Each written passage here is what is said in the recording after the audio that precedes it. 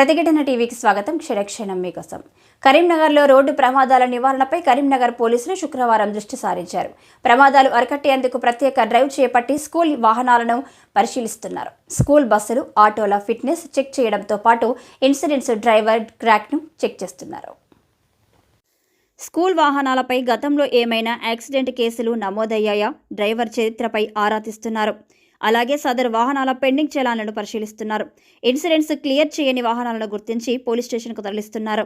శుక్రవారం ఉదయం 7 గంటలకు మొదలైన ఈ స్పెషల్ డ్రైవ్ 10 గంటల వరకు కొనసాగింది.